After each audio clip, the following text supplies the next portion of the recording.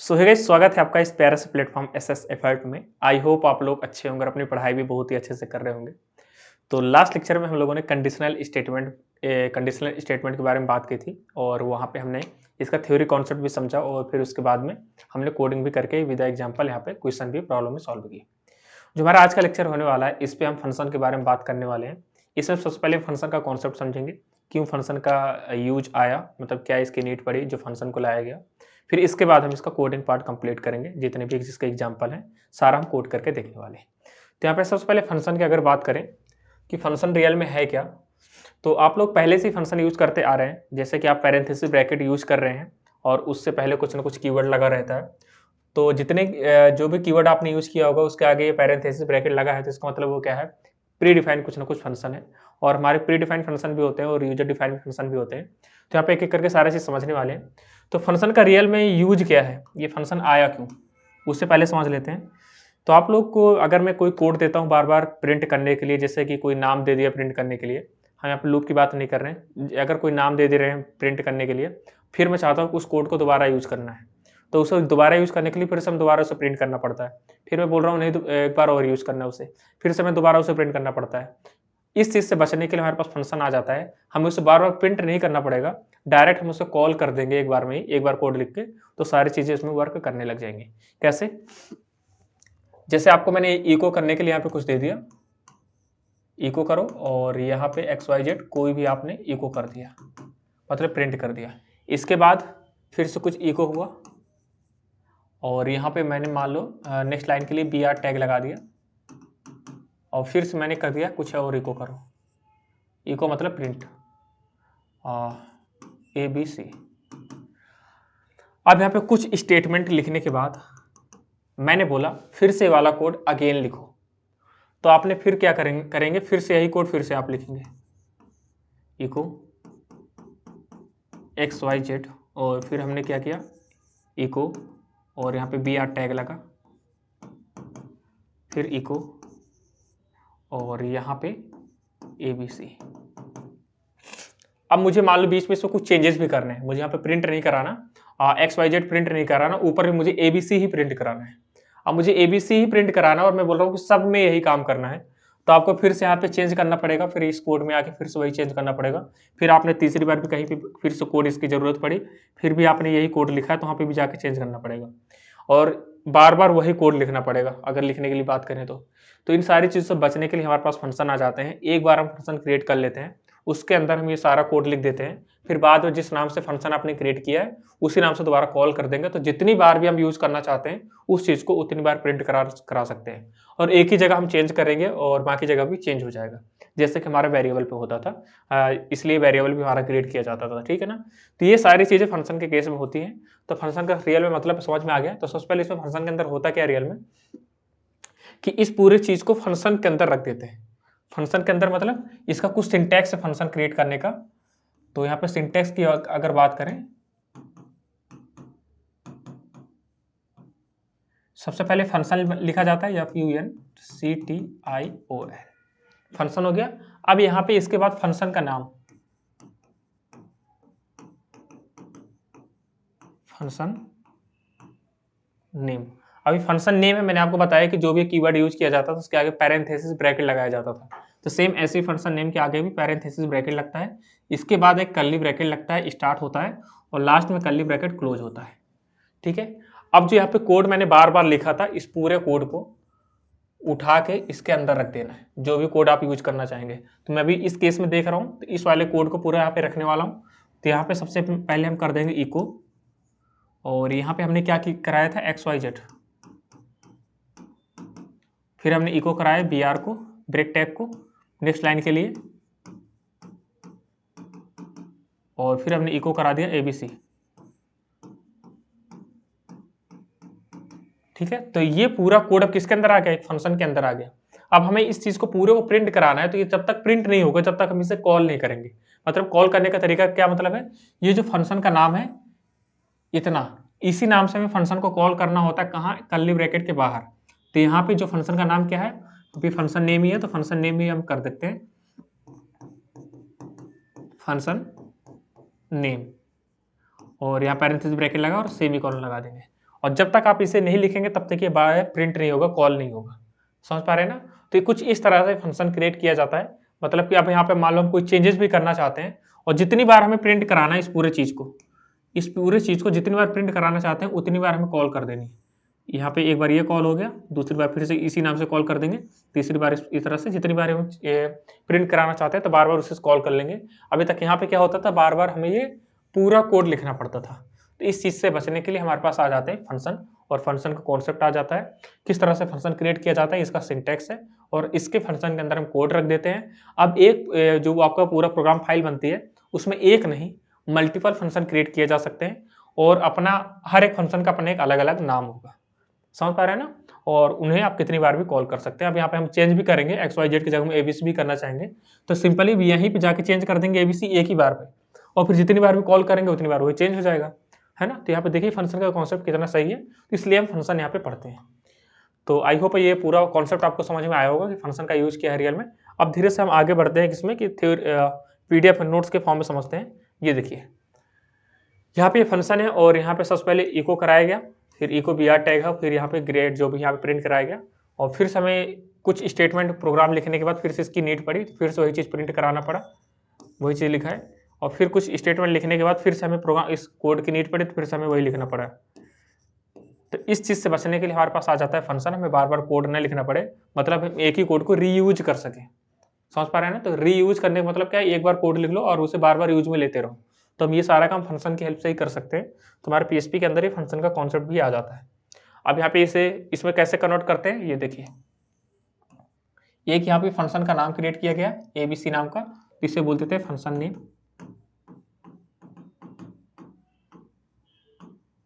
Function name हो गया, और यहाँ पे जो चीज़ है जो सारा कोड इस कर्ली ब्रैकेट के अंदर रख दिया गया, फिर हमने ABC के नाम से यहाँ पे ये कॉल करा दी। कॉल कराने के बाद कुछ स्टेटमेंट हमने लिखा, फिर उसके बाद दोबारा हमें इस प्रोग्राम को लिखने की नीड पड़ी, तो अगेन हमने ABC के नाम से फिर से कॉल करा दिया। कॉल कराने के बाद फिर से हमें स्टेटमेंट की नीड पड़ी, तो स्टेटमेंट हमने कुछ लिखा, फिर लास्ट में हमें फिर से इसी कोड की जरूरत पड़ी, तो फिर से हमने ABC नाम से कॉल करा दिया। जितनी बार हमें नीड पड़ेगी उतनी बार इस सेम नाम से कॉल कराते रहेंगे, और वो जो यहाँ पे प्रोग्राम है वो एग्जीक्यूट करेगा और रन करके हमारा कुछ आउटपुट दे देगा। ठीक है ना? तो सिंपल ये इस चीज़ को हमने किसमें कन्वर्ट कर दिया, फंक्शन के रूप में कन्वर्ट कर दिया।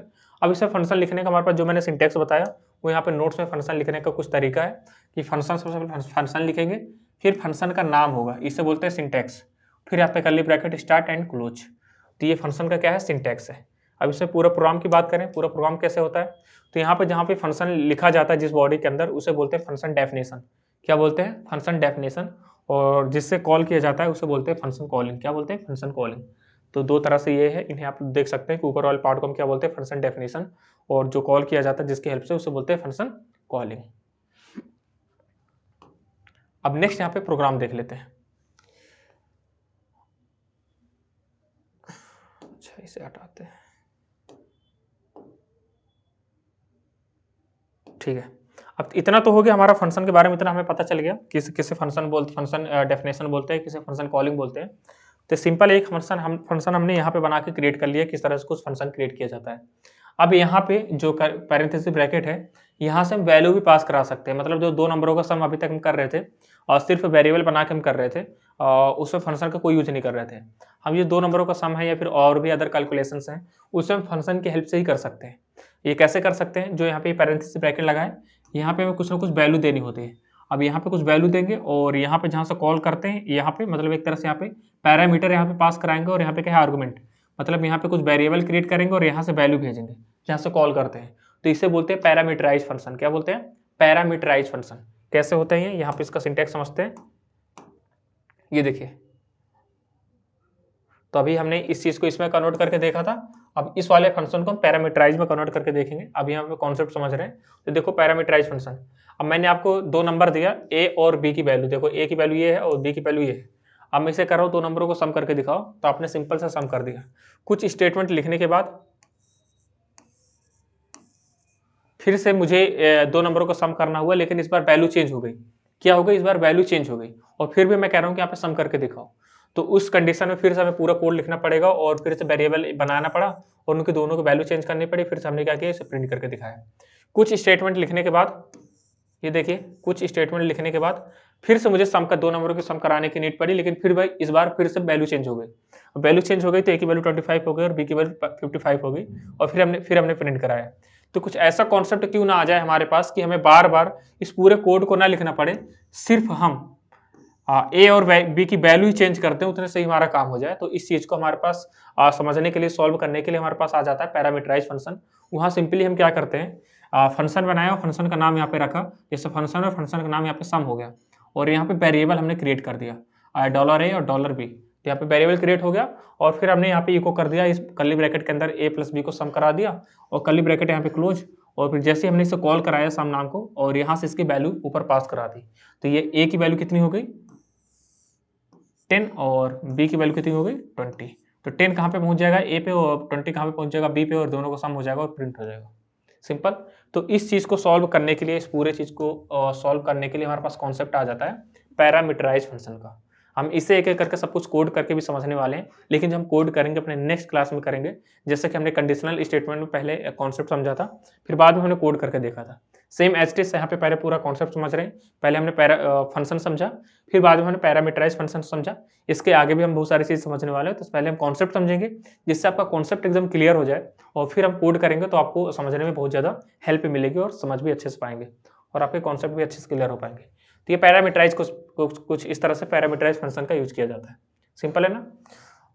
अब यहाँ पे नेक्स्ट देखो, यहाँ पे जो पैरामीटराइज फंक्शन है इसका कुछ सिंटेक्स था। तो सिंटेक्स की अगर बात करें, सबसे पहले यहाँ पे फंक्शन है। जब भी आपके एग्जाम में लिखा जाएगा कि फंक्शन क्या होते हैं, फिर पैरामीटराइज फंक्शन क्या होते हैं, तो आपको उसमें जब प्रोग्राम बनाना है एग्जाम्पल के तौर पे, तो वहाँ पे प्रोग्राम जब आपसे पूछा जाए कि इसका प्रोग्राम बनाओ, पर्टिकुलर कोई क्वेश्चन आपको दे दिया जाता है, तभी आपको प्रोग्राम बनाना है। नहीं तो सिंपल आपको क्या करना है, सिंटेक्स ही लिखना है। क्या लिखना है, सिंटेक्स। तो ये पैरामीटराइज फंक्शन का सिंटेक्स है। फंक्शन हो गया और यहाँ पे फंक्शन का नाम हो गया और इसके अंदर जो वैल्यू रहती है उन्हें बोलते हैं पैरामीटर। क्या बोलते हैं, पैरामीटर। और फिर कर्ली ब्रैकेट यहाँ पे स्टार्ट हुआ, फिर यहाँ पे अपना स्टेटमेंट कुछ होगा, प्रोग्राम मतलब इसके अंदर कुछ कोड लिखा होगा, कर्ली ब्रैकेट यहाँ पे क्लोज हो गया और फिर बाद में जब इसे कॉल करेंगे तो यहाँ पे पैरामीटर यहाँ पे दिए हैं, उनकी वैल्यू यहाँ पे देते हैं और इसे बोलते हैं आर्गूमेंट। क्या बोलते हैं, आर्गूमेंट। सिंपल है ना, पूरा कॉन्सेप्ट समझ में आ रहा है। तो ये है हमारा पैरामीटराइज का कॉन्सेप्ट, सिंटेक्स। इसे हम इस तरह से समझ सकते हैं। फिर यहाँ पे यहाँ पे हमारे पास फंक्शन हो गया और पैरामीटराइज फंक्शन हो गया, लेकिन एक चीज़ और यहाँ पे आ जाता है हमारा रिटर्न। क्या है, रिटर्न। तो ये फंक्शन के साथ रिटर्न भी यूज किया जाता है। तो आप लोगों ने देखा होगा रिटर्न कीवर्ड का प्रोग्रामिंग लैंग्वेज में बहुत जगह यूज देखा होगा। तो यहाँ पे इससे रियल में समझते हैं उसका मतलब क्या है। तो इसे भी लिखने का कुछ अपना तरीका है कि सबसे पहले इसका सिंटेक्स की अगर बात करें तो फंक्शन हो गया और फंक्शन का नेम हो गया और पैरामीटर यहाँ पे हो गया, पैरामीटर हमने बना दिया। इसके बाद यहाँ पे स्टेटमेंट अपने प्रिंट हो गया, फिर हमने जो भी वैल्यू रिटर्न निकल के आई उसे हमने रिटर्न कर दिया। अभी रिटर्न होके कहाँ पे जाता है, ये देखो रिटर्न हमने कीवर्ड का यूज किया और जो वैल्यू यहाँ से मिली वहाँ पे ये चीज़ यहाँ पे लिखेंगे स्पेस देके। फिर यहाँ पे रिटर्न कहाँ पे करेगा, ये जहाँ पे फंक्शन कॉल होगा। तो फंक्शन कॉल कहाँ पे हुआ, यहाँ पे, ये देखिए ये। तो इस पूरे की जगह पे हमारे पास रिटर्न की जो वैल्यू है वो आ जाएगी। ठीक है, अब ये वैल्यू किस पे असाइन हो जाएगी, इस पे असाइन हो जाएगी और फिर हम इसे क्या कर देंगे, इको करा देंगे। ठीक है, तो कुछ इस तरह से होता है। यहाँ पे रिटर्न कीवर्ड का यूज किया जाता है कि मतलब कि जो भी हमारी कैलकुलेशन है पूरी इस स्टेटमेंट सॉल्व हो जाएगी और उसकी कुछ वैल्यू निकल के आएगी और उस वैल्यू को हम रिटर्न करा देते हैं और रिटर्न होके कहाँ पे जाता है, जहाँ पे पूरा फंक्शन कॉल होता है। और जहाँ पे पूरा कॉल होता है उस पूरे की जगह में उसकी वैल्यू आ जाते हैं। उस वैल्यू को हम किसी वेरिएबल पे स्टोर कर लेते हैं और फिर उस वेरिएबल को हम क्या करते हैं, प्रिंट करा देते हैं। ठीक है, तो इसे बोलते हैं return function with return value. अब इसका यहाँ पे एक सिंपल सा एग्जांपल समझ लेते हैं जिससे आपको जो कॉन्सेप्ट है एकदम अच्छे से क्लियर हो जाए। सबसे पहले आपको पता है कि पीएचपी का टैग आपको क्रिएट करना है, ये ओपन करना और यहाँ पे क्लोज करना है। तो सारा कोड हम पीएचपी के टैग कोड के अंदर ही रखने वाले हैं, तो इसलिए यहाँ पे इसे हमने क्रिएट कर लिया। फिर यहाँ पे देखो हमने फंक्शन एक क्रिएट किया, फंक्शन हो गया और यहाँ पे फंक्शन का नाम हो गया है और यहाँ पे क्या है, ये इसके पैरामीटर है ये। ठीक है, तो ये पैरामीटर है और यहाँ पे इसे मैं ऐसे लिख देता हूँ, ये हो गया फंक्शन नेम। क्या हो गया, फंक्शन नेम। और ये क्या है, पैरामीटर। क्या है, पैरामीटर। ये पैरामीटर 1 हो गया और ये पैरामीटर 2 हो गया। और यहाँ पे ये चीज़ क्या है, ये इनकी वैल्यू है। कौन सी वैल्यू है, बाय डिफॉल्ट वैल्यू है। कौन सी वैल्यू, बाय डिफॉल्ट वैल्यू।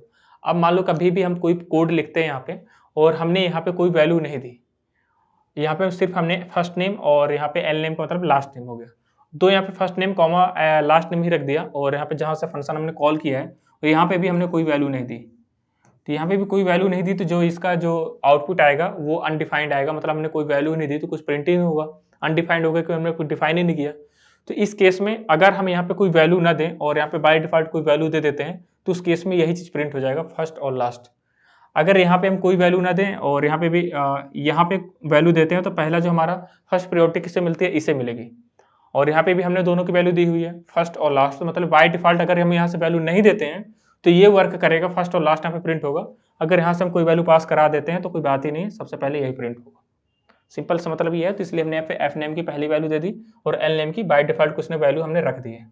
फिर इसके बाद यहाँ पे फर्स्ट नेम हो गया, लास्ट नेम हो गया, इसकी वैल्यू यहाँ से हमने पास करा दिया। जैसे यहाँ पे हेलो इसे मिला, ये फंक्शन गया हेलो, अब हेलो जैसे मिला तो इसने ढूंढा कि हेलो कहाँ पे कॉल हुआ है, तो यहाँ पे हेलो मुझे लगता है कि यहाँ पे थोड़ा मिसिंग है, यहाँ पे हेलो होगा, हेलो, और यहाँ पे ये जो इसके है इसके पैरेंथेसिस ब्रैकेट के अंदर है, टाइपिंग मिस्टेक है, इसे करेक्ट कर लो, ठीक है। तो यहाँ पे इस पूरे का नाम क्या है, हेलो, और यहाँ पे इसकी वैल्यू दी गई है फर्स्ट एफ नेम की एसएस, और यहाँ पे एल नेम की जो वैल्यू दी गई है वो है एफर्ट। आई थिंक मुझे लगता है विजिबल नहीं है इस कलर, तो मैं इसे क्या कर देता हूँ, रेड कलर से कर देता हूँ। इस पूरे की जगह में क्या है, क्या है इस पूरे की जगह में,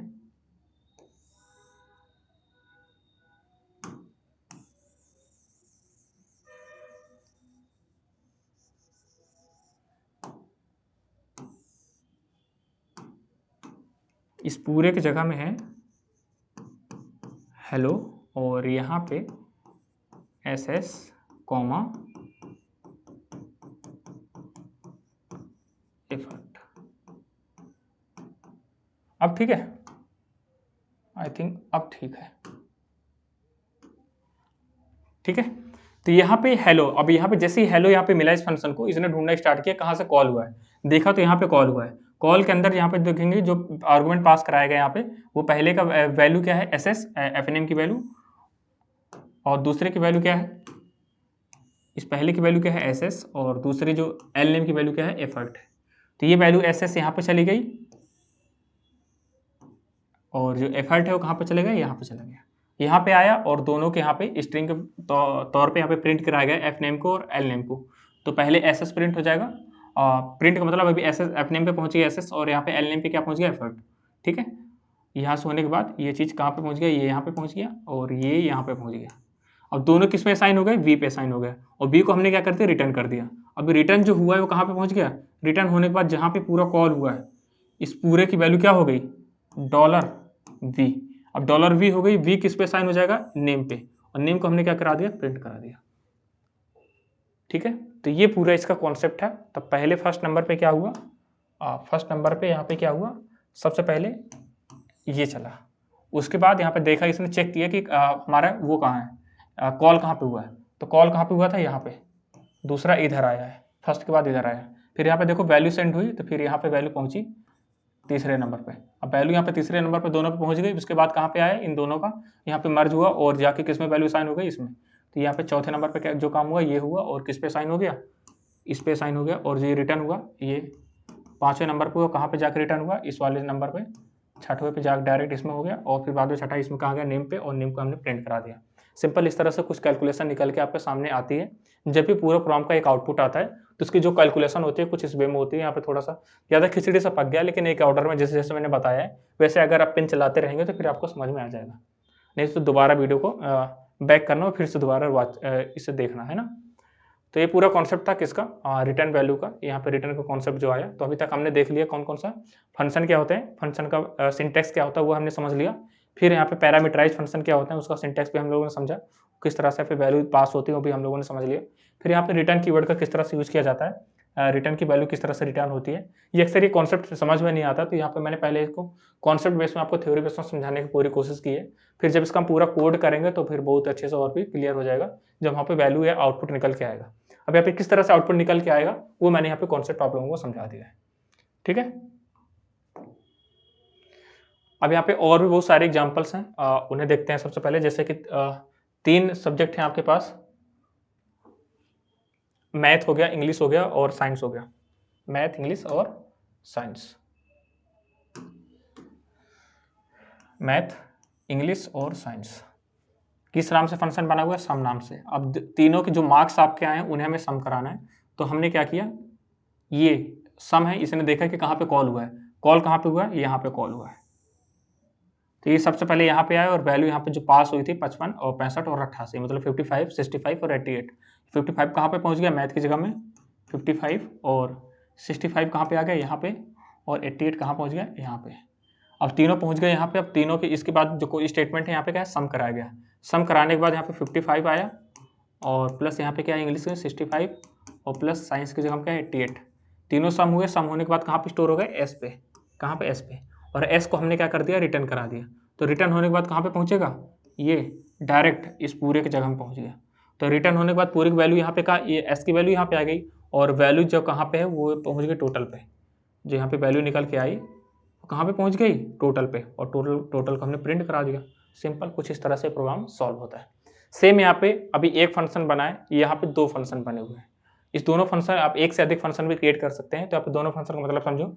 सबसे पहले क्या है, यहाँ पे सम नाम का फंक्शन क्रिएट किया गया, उसके अंदर वैल्यू है मैथ, इंग्लिश और साइंस की। और यहाँ पे जैसे ही ये मिला फंक्शन यहाँ पे देखा ही था ना, तो सोचा कॉल कहाँ पे हुआ है। कॉल देखेंगे सबसे पहले कहाँ पे कॉल हुआ है? यहाँ पे कॉल आया। तो यहाँ पे सबसे पहले आया और यहाँ पे वैल्यू ली 55, 65, 88। इसने वैल्यू ली 55 और 65 और 88। सिंपल है। अब इसने वैल्यू ली और वैल्यू लेके इसका कहाँ पे यूज हुआ? यहाँ पे। तो 55 हो गया और 65 हो गया और 88 सम हुआ। सम होने के बाद कहाँ पे चला गया? एस पे। और एस को हमने क्या कहते हैं? रिटर्न करा दिया। अब रिटर्न होके कहाँ पे जाएगा? यहाँ पे जाएगा। अब यहाँ पे इस पूरे की वैल्यू क्या हो गई? S, dollar S. ठीक है, पूरे की वैल्यू। और डॉलर एस किस पे पहुँच गया? टोटल पे। अब टोटल यहाँ पे देखा तो हमारा टोटल कहाँ पे है? यहाँ पे टोटल की वैल्यू। अब यहाँ पे एक परसेंटेज भी निकालना है, तो परसेंटेज भी देखेंगे तो यहाँ पे कॉल हुआ परसेंटेज ये है और यहाँ से टोटल भेजा गया। और टोटल की वैल्यू हमारे क्या है? Dollar x. ठीक है, तो टोटल की जो वैल्यू है कहाँ पे कॉपी हो गई? इसमें एस टी पे। और एस टी पे यहाँ पे जिस टोटल की वैल्यू थी एस टी पे पहुँच गई, उसे 3 से डिवाइड किया और यहाँ पे जो वैल्यू निकल गई किस पे साइन हो गई? पी आर पे। और एक पी आर को हमने प्रिंट करा दिया। तो देखो यहाँ पे सबसे पहले इसका कैलकुलेशन हुआ, फिर बाद में यहाँ पे किस तरह से वैल्यू सेंड की गई। कुछ ये तरीका होता है जब भी इसका आउटपुट आता है, कुछ इस वे में वैल्यू जंप करती है एक जगह से दूसरे स्थान पे, है ना। तो ये कुछ फंक्शन का कॉन्सेप्ट था और यहाँ पे हम लोगों ने मल्टीपल चीज़ें फंक्शन के अंदर समझी। एक से अधिक फंक्शन बना के भी हम लोगों ने देखा। ये सिंपल सा इसका एग्जाम्पल है। जब भी आप कोड करेंगे इसका तो इस वे में करेंगे तो उसका कुछ ना कुछ आउटपुट जनरेट होगा। तो कुछ इस तरह से सॉल्व होता है, कुछ इस तरह से कैलकुलेशन होती है। ये चीज़ें अभी आपको दिक्कत नहीं देंगे, लगेगा चलो ठीक है एक बार रट लेते हैं, तो रटना नहीं है प्रोग्राम को। क्योंकि जब आप आगे बड़े एग्जाम्स देंगे, अब ऐसा नहीं कि कंप्यूटर साइंस की दुनिया सिर्फ वही है प्राइवेट जॉब वाली, ये कंपनी पे जाएंगे। बहुत सारी चीज़ें हैं, आप लोग गेट दे सकते हैं, गेट लिख सकते हैं, इसरो वगैरह में जा सकते हैं। तो बहुत सारी चीज़ें हैं वहाँ पर। जब भी आपको कॉन्सेप्ट पूछा जाएगा तो डायरेक्ट आपको ऐसा कोड दे दिया जाता है बहुत ही अटपटा सा, और वहाँ पे बोल दिया जाता है कि इसका आउटपुट बताओ। तो आपको कुछ टाइम, कुछ ही सेकंड पे आपको आउटपुट आप जल्दी से कैलकुलेट करके बताना होता है। तो ये ट्रिक आपको पता होना चाहिए किस तरह से यहाँ पे कैलकुलेशन होती है। बाकी कोड लिखने के लिए वहाँ पे नहीं दिया जाता कि फैक्टोरियल का प्रोग्राम निकाल के दिखाओ और या फिर अदर जो भी चीज़ें हैं उनका प्रोग्राम बना के दिखाओ, ऐसा कुछ नहीं दिया जाएगा। डायरेक्ट इस तरह से कोड दिया जाएगा और पूछा जाएगा कि इसका आउटपुट क्या होगा। मल्टीपल ऑप्शन रहेंगे वहाँ पे, आपको कोई एक ऑप्शन वहाँ पे क्लिक करना होगा। तो कुछ इस तरह किस तरह से प्रोग्राम सॉल्व होता है ये चीज़ आपको पता होना चाहिए, जिससे आपके आगे के एग्जाम से जो भी है फ्यूचर में आपका जो भी ड्रीम है उसे फोड़ सको। तो कॉन्सेप्ट आपको अभी से क्लियर करना है। बेसिकली सारे कॉन्सेप्ट आपको सी लैंग्वेज में क्लियर कराए जाते हैं। तो अगर आप लोग सी लैंग्वेज अच्छे से नहीं पढ़ी है तो हमारी प्लेलिस्ट बनी है सी लैंग्वेज की, तो वहाँ से भी एक्सेस कर सकते हैं। वहाँ पे बहुत ही अच्छे से सी कंप्लीट कराया जा रहा है। ठीक है ना। तो यहाँ पे ये हो गया फंक्शन का कॉन्सेप्ट यहाँ पे। तो आई होप यहाँ पे सारे टॉपिक आपको समझ में आ गए होंगे। फंक्शन में हमने इतनी सारी चीज़ें पढ़ ली। अब यहाँ पे लास्ट में आ जाता है एक ग्लोबल वेरिएबल और लोकल वेरिएबल। क्या है? ग्लोबल वेरिएबल और लोकल वेरिएबल। अब यहाँ पे पहले ग्लोबल का मतलब समझते हैं, दूसरा है लोकल वेरिएबल। ग्लोबल का मतलब रियल में क्या है कि जैसे ग्लोबल का मतलब क्या होता है? पूरा संसार। ऐसा समझिए कि मतलब ऐसा वेरिएबल जिसे पूरे प्रोग्राम में कहीं भी एक्सेस किया जा सके। ऐसा वेरिएबल जैसे जिसे पूरे प्रोग्राम में कहीं भी एक्सेस किया जा सके उसे बोलते हैं ग्लोबल वेरिएबल। अब जो यहाँ पे लोकल वेरिएबल होता है, लोकल वेरिएबल का मतलब क्या होता है? ऐसा वेरिएबल जो किसी फंक्शन के अंदर ही वर्क करे या फिर किसी फंक्शन के अंदर ही यूज किया जा सके, उसे बोलते हैं लोकल वेरिएबल, है ना? मतलब कुछ इसका एरिया फिक्स है लोकल वेरिएबल का। लेकिन जो ग्लोबल वेरिएबल, इसका कोई एरिया फिक्स नहीं है, पूरे प्रोग्राम में कहीं भी इसका यूज किया जा सकता है। मान लो कि आपने एक यहाँ पे प्रोग्राम बनाया,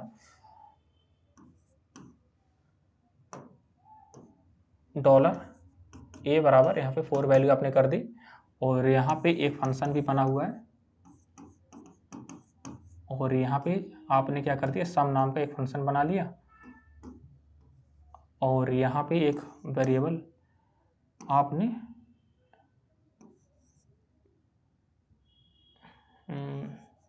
ये नाम का ही कर देता हूँ, और यहाँ पे आपने इको करा दिया बी कर देता हूँ यहाँ पर, ठीक है। इको करा दिया आपने ए को, और यहाँ पे भी आपने इको करा दिया ए को।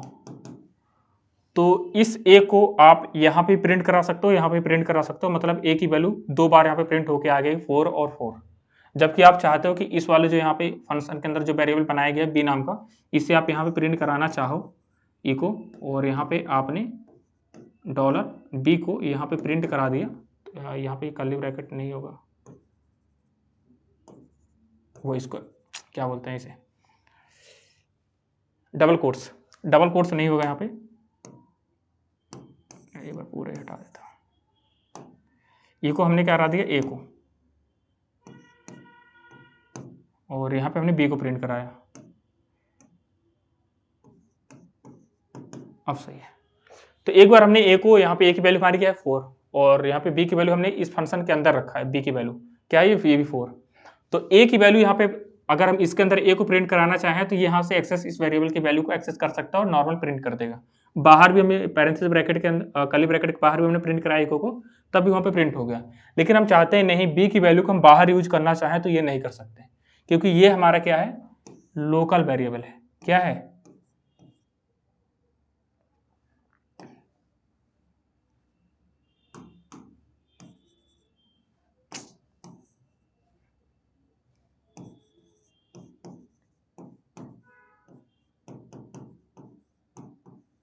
लोकल वेरिएबल, और ये क्या है हमारा, ग्लोबल वेरिएबल।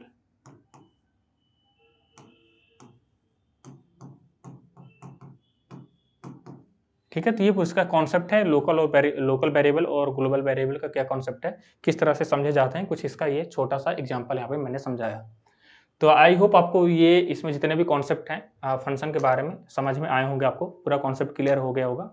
कुछ जो बाकी है वो हम जब इसके क्वेश्चन की प्रैक्टिस करेंगे, एक एक एग्जाम्पल को सॉल्व करेंगे, तो वहाँ पे क्लियर हो जाएगा। तो यहाँ पे हम लोगों ने अभी तक समझा फंक्शन क्या होते हैं, और पैरामीटराइज फंक्शन क्या होते हैं, और फिर यहाँ पे रिटर्न कीवर्ड का किस तरह से इसका अंदर यूज किया जाता है। फिर यहाँ पे इनका सबका हमने एग्जाम्पल लिया, और एग्जाम्पल के बिहाफ पे भी हमने समझा कि किस तरह से यहाँ पे प्रोग्राम सॉल्व होता है, और सॉल्व होने के बाद क्या आउटपुट आता है। फिर हमने लोकल एंड ग्लोबल वेरिएबल के बारे में डिटेल में समझा। तो आई होप का ये जो लेक्चर है आपको पसंद आया होगा। तो अगर ये लेक्चर पसंद आ रहा है, और एक चीज़ और है, हाँ, जब भी आप कोई क्लास यहाँ पे पढ़ें तो वहाँ पे पूरे प्लेलिस्ट के अकॉर्डिंग पढ़ें। प्लेलिस्ट पे पहला लेक्चर देखें, फिर से दूसरा, फिर तीसरा, कुछ इस वे में देखेंगे तो सारे एक दूसरे से कनेक्टेड हैं, तभी आपको सारी चीज़ें आगे समझ में आएंगी। वरना डायरेक्ट आप ऐसे लेके चढ़ेंगे तो लेके ऐसे डायरेक्ट आप लोग नहीं समझ सकते हैं, तो थोड़ी दिक्कत तो हो सकती है। तो इस प्रॉब्लम को आपको सामना ना करना पड़े इस प्रॉब्लम का, तो आप एक ऑर्डर पे में देखें प्लेलिस्ट के फॉर्म में, तो वहाँ पे सारी चीज़ें और समझ में आएंगी। तो आज का लेक्चर यहीं पे समाप्त करते हैं। तो thank you so much guys, मिलेंगे बहुत जल्द अपने नेक्स्ट वीडियो में। तब तक आप लोग हंसते रहिए, मुस्कुराते रहिए, और रखिए अपना बहुत सारा ध्यान।